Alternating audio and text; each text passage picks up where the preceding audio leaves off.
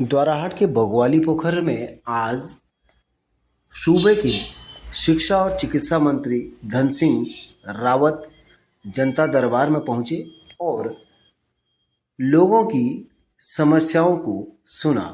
बता दें कि जनता दरबार के साथ साथ आज बगवाली पोखर में बहुउद्देशीय शिविर भी लगाया गया, जिसमें कई विभागों के स्टॉल लगे हुए थे। और समस्याओं की अगर बात करें तो इस जनता दरबार में 72 समस्याएं दर्ज की गई, जिसमें से 48 समस्याएं जिले स्तर की थी, जिसे मंत्री जी ने जिलाधिकारी अल्मोड़ा को इससे में संज्ञान लेने को कहा।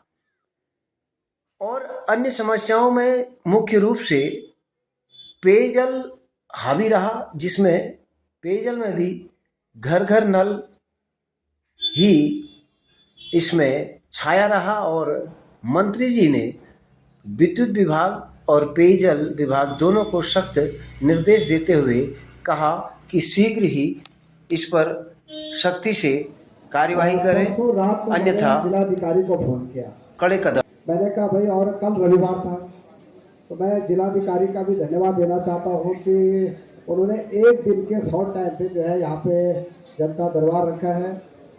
मैं इस उपलक्ष्य पे अपने मुख्यमंत्री जी का भी धन्यवाद देना चाहता हूँ कि उनके सुयोग्य नेतृत्व में आज उत्तराखंड भी जो है बहुत ऊंचाई में पहुँच रहा है। और आप सबको पता है कि यहाँ पे हम सब लोग जनता की समस्याओं को सुनने आ रखे हैं। अब एक एक करके यहाँ पे जनता की समस्याओं को सुना जाएगा। जो जिले स्तर की समस्याएं होंगी उनका निस्तारण यहीं पे करेंगे। कुछ प्रदेश स्तर की होगी, कुछ केंद्र की भी होगी।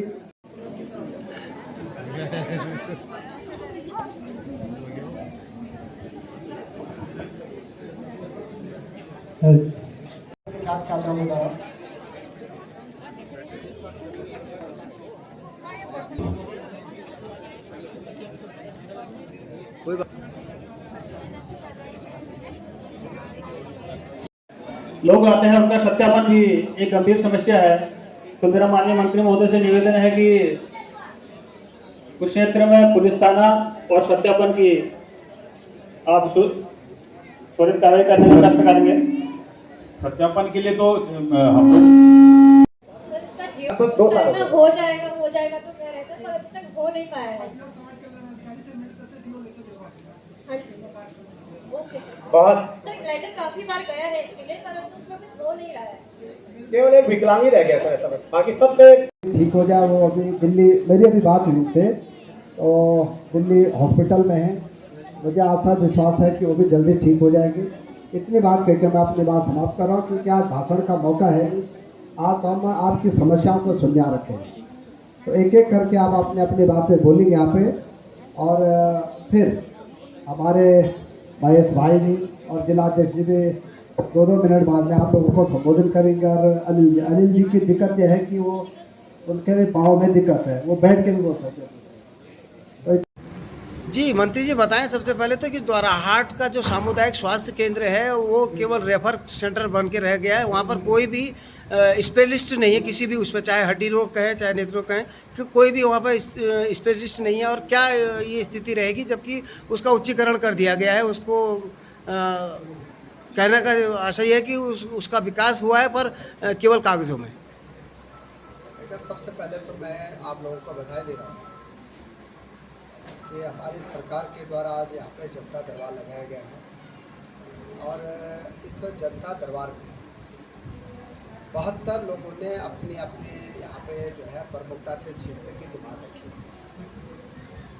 उसमें से 48 समस्याएं ऐसी तो जो कि जिले स्तर, कुछ समस्या ऐसी थी कि टीचर भेजने थे, कुछ समस्या ऐसी थी कि हर घर नल और हर घर जल में जो है वो दिक्कतें आ रही। तो मैं आज लगभग 2.5 घंटे हमारा जनता दरबार यहाँ पे चला है। मैं यहाँ के पूर्व विधायक जी का भी, हमारे सरकार में पलायन आयोग के सदस्य साहिल जी का भी, जिलाध्यक्ष जी का भी, पत्रकारों का धन्यवाद देना चाहता हूँ और प्रशासन का भी, कि अब हमारे राज्य में 1500 LT के टीचरों की हम नियुक्ति करने जा रहे हैं। मैक्सिमम 15 दिन में हो जाएगी। तो टीचरों की कमी हम रहने वाले नहीं हैं। बेसिक शिक्षा में अल्मोड़ा जिले में लगभग 150 टीचर ज़्यादा होते हैं, वहाँ टीचरों की कमी नहीं। उच्च शिक्षा में 100% अपने टीचर देते हैं, एक भी प्रोफेसर की आप कमी नहीं है। जहाँ तक हमारे भाई ने कहा कि डॉक्टरों की दिक्कत है, हमारे राज्य में टोटल 2900 डॉक्टरों की पोस्ट है, जिसमें से हमारे राज्य में आज 2650 डॉक्टर काम कर रहे हैं। 220 डॉक्टरों की नियुक्ति हमने अभी 5 दिन पहले की है और उनका जो है इसी महीने जून के महीने में हम नियुक्ति पत्र देने वाले हैं कि हमारे सीएमओ ने हमको 30 नए डॉक्टरों की डिमांड की है। हम अल्मोड़ा जिले को 35 डॉक्टर देंगे। यहाँ मेडिकल कॉलेज भी बनके तैयार हो गया है। मेडिकल कॉलेज में हमारे मुख्यमंत्री जी ने, हमारे प्रधानमंत्री जी ने और आपके भाई स्वास्थ्य मंत्री जी ने लगभग 250 करोड़ रुपये विकल्प दे चुके हैं मेडिकल कॉलेज के विकास के लिए। द्वाराहाट जो हमारा चिकित्सालय है, यहाँ पे जितने भी डॉक्टरों की कमी होगी आप पूरी करेंगे, ताकि एक भी मरीज यहाँ से जो है ना रानीखेत जाएगा और ना हल्द्वानी जाएगा। और मुझे बहुत अच्छा लगा कि आप लोगों ने यहाँ के हॉस्पिटल के बारे में बताया है। निश्चित रूप से यहाँ पे स्पेशलिस्ट डॉक्टरों की भी नियुक्ति की जाएगी। एक्सरे मशीन हमने दे दी यहाँ पे, अल्ट्रासाउंड मशीन की भी यहाँ पे व्यवस्था की जाएगी, ताकि यहाँ के किसी भी मरीज को जो है बाहर न जाए।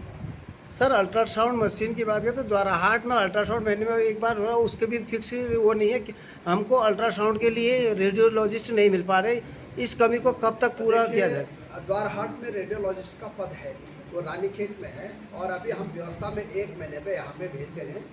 अगर बहुत दिक्कत होगी तो महीने में 3 दिन हम उसका कैंप यहाँ पे करेंगे, लेकिन अभी रेडियोलॉजिस्ट का पद द्वाराहाट में नहीं है। जब रेडियोलॉजिस्ट का पद आएगा फिर यहाँ वो भी भेजा जाएगा।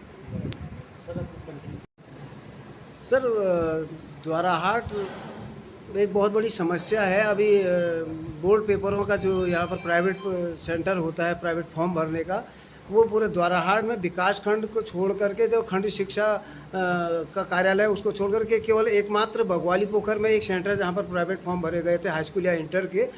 ऐसा पहली बार हुआ, आज से पहले ऐसा नहीं हुआ था, जबकि वहाँ सेंटर जाली के बच्चे को भगवाली पोखर आना पड़ रहा फॉर्म भरने के लिए। और वहीं खंड शिक्षा अधिकारी का पद रिक्त है, अभी तक भी वो वहाँ पर केवल उसी पर चल रहा है। देखिए, हमारे खंड शिक्षा अधिकारियों के 23 लोग सेवा आयोग से आ गए हैं। बहुत जल्दी हम यहाँ खंड शिक्षा अधिकारी भेजेंगे। जहाँ तक बोर्ड परीक्षा का सवाल है, तो जहाँ भी लोकल लोग चाहेंगे वहाँ बोर्ड परीक्षा का केंद्र बना देंगे, हमें कोई आपत्ति इसमें नहीं। परीक्षा फॉर्म भरने का वही कह रहा हूँ, चाहे परीक्षा का हो चाहे परीक्षा फॉर्म भरने का होगा, हम लोकल बच्चों को कोई दिक्कत में नहीं रखेंगे, जहाँ भी वो चाहेंगे वही कर देंगे।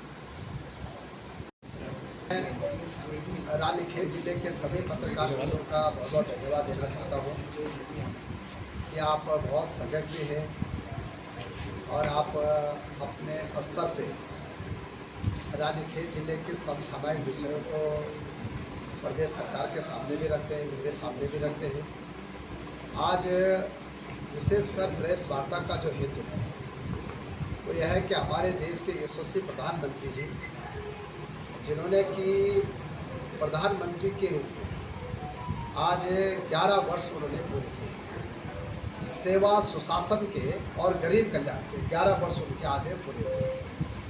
मैं उत्तराखंड की जनता की तरफ से, रानीखेत जिले की तरफ से अपने यशस्वी प्रधानमंत्री जी का बहुत बहुत धन्यवाद देना चाहता हूँ कि वो एक ऐसे प्रधानमंत्री हुए हैं जिन्होंने गरीबों की चिंता की है, जिन्होंने सुशासन की बात कही है, जिन्होंने विकास को एक नए परिभाषित किया है और गरीब कल्याण के लिए बहुत सारी योजनाएं चलाई। आज मैं आप लोगों को ये भी बताना चाहता हूँ कि प्रधानमंत्री मोदी जी के कार्यकाल में 8 नए IIM खोले गए पूरे देश में।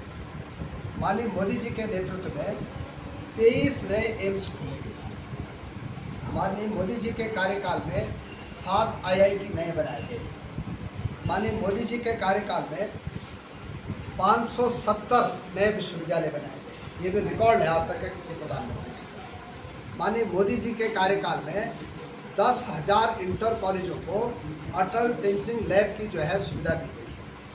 सारे इंटर कॉलेज जहाँ साइंस के बच्चे पढ़ते हैं उन्होंने अटल टिंकरिंग लैब की व्यवस्था की है। माननीय मोदी जी के नेतृत्व में आज 10 लाख से ज़्यादा लोगों को रोजगार दिया गया है।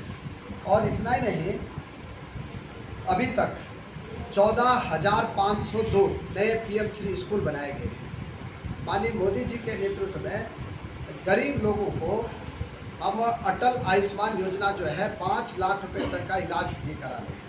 और उत्तराखंड सरकार के द्वारा तो मैं अपने मुख्यमंत्री धामी जी का बहुत बहुत धन्यवाद देना चाहता हूँ कि उनके नेतृत्व में यहाँ आयुष्मान योजना सबके लिए 5 लाख तक का इलाज जो है प्रत्येक परिवार जो है निःशुल्क करा सकते हैं।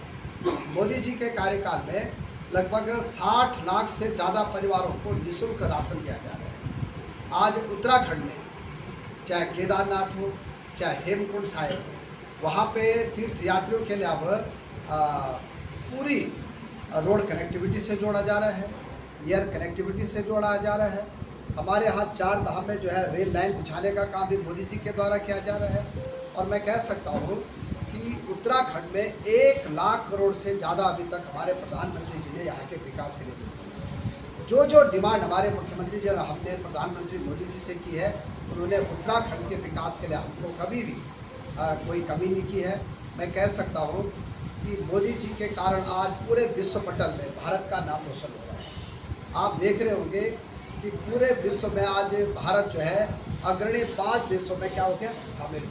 और जो प्रधानमंत्री मोदी जी का सपना है कि 2047 तक भारत को जो है विश्व गुरु बनाना है, विकसित राष्ट्र बनाना है, नया भारत बनाना है। हम सब मिलकर मोदी जी का साथ देंगे। और मैं कह सकता हूँ कि मोदी जी ने इन 11 वर्षों में एक भी दिन छुट्टी नहीं, रात दिन जो है जनता की सेवा के लिए काम कर रहे हैं, सुशासन के लिए काम कर रहे हैं, गरीब लोगों के लिए काम कर रहे हैं, भारत को शिखर तक पहुंचाने के लिए काम कर रहे हैं, युवाओं के लिए काम कर रहे हैं, महिलाओं के लिए काम कर रहे हैं। यहाँ की नई शिक्षा नीति लाने में मोदी जी ने जो है 2020 को हमारे देश में एक नई शिक्षा नीति लाने का भी प्रधानमंत्री मोदी जी ने काम किया है। घर घर उत्तराखंड में पानी देने का काम मोदी जी ने किया है। घर घर में उज्ज्वला देने का काम प्रधानमंत्री मोदी जी ने किया है। और हर गरीब को पक्का मकान देने का काम भी हमारे प्रधानमंत्री मोदी जी ने किया है। मैं आज आप लोगों के सामने बहुत बहुत धन्यवाद अपने प्रधानमंत्री मोदी जी का देना चाहता हूँ कि उनके इन 11 वर्षों में आज भारत जो है विकसित राष्ट्र की ओर आगे बढ़ रहा है, उत्तराखंड विकास की ओर आगे बढ़ रहा है। और हम सब लोग उनके उज्जवल भविष्य की भी कामनाएं करते हैं। बताएं, आज आप मंत्री जी से मिले और उत्तराखंड के लिए आपने उन्हें ज्ञापन दिया, आपको क्या परेशानी आ गई कि आपको ज्ञापन देना पड़ा? सर, आज हमने ज्ञापन दिया कि हमको उप शिक्षा अधिकारी महोदय की सख्त आवश्यकता है। सितंबर 2023 से हमारे पास उप शिक्षा अधिकारी महोदय नहीं है, जिससे हमारे शिक्षकों के कई कार्य जो है लंबित रह जा रहे हैं, निराकरण होने में देरी हो रही है। हमारे जो उप शिक्षा अधिकारी यहाँ पर व्यवस्था में रखे आती हैं, कभी दूर कम से कम 80 किलोमीटर दूर से आती हैं, महिला हैं, तो महिला के साथ जिम्मेदारियाँ होती है, छोटे बच्चे होते हैं तो उनको क्या एनी हाउ एक उसी दिन वापस जाना होता है, तो वो यहाँ पर पूरा समय नहीं दे पा रही है। यहाँ अगर कोई नज़दीकी भी हमारे शिक्षा अधिकारी कहीं दिया होता तो आपको इतनी परेशानी नहीं होती। हमारा मंत्री महोदय से भी निवेदन है, उन्होंने हमको आश्वासन भी दिया है कि अतिशीघ्र हम आपको शिक्षा अधिकारी महोदय 1-2 महीने के अंदर दे देंगे। खाली कहने से नहीं होता ना, टेस्ट करो। आदमी पेट में दर्द होगा, दवा आपके पास है। हॉस्पिटल के लिए कहते